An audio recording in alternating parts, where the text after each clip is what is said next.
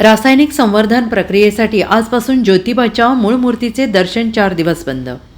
17 जानेवारी 2025 रोजी भारतीय पुरातत्व विभागाच्या दिल्लीतून आलेल्या अधिकाऱ्यांनी देव केदारलिंग अर्थात ज्योतिबाच्या देवाच्या मूळ मूर्तीची पाहणी केली होती।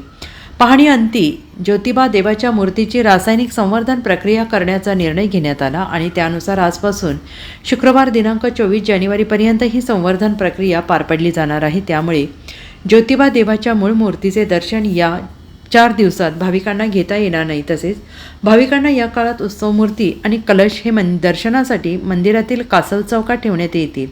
तर उत्सव मूर्ती आणि कलशाचे दर्शन घेऊन भाविकांनी सहकार्य करावे असे आवाहन मंदिर प्रशासनाच्या वतीने करण्यात आलं आहे। 17 जानेवारी 2025 रोजी भारतीय पुरातत्व विभागाच्या दिल्लीहून आलेल्या अधिकाऱ्यांनी देव केदारलिंग अर्थात दख्खनचा राजा ज्योतिबा देवाच्या मूळ मूर्तीची पाहणी केली होती।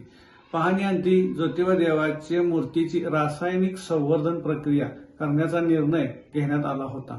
त्यानुसार मंगळवार दिनांक 21 जानेवारीपासून शुक्रवार दिनांक 24 जानेवारीपर्यंत ही संवर्धन प्रक्रिया पार पाडली जाणार आहे।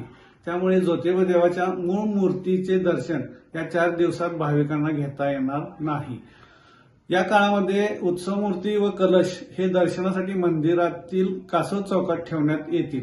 तर उत्सव मूर्ती व कलशाचे दर्शन घेऊन भाविकांनी सहकार्य करावे। धन्यवाद। Bureau report SBN Marathi Kolhapur.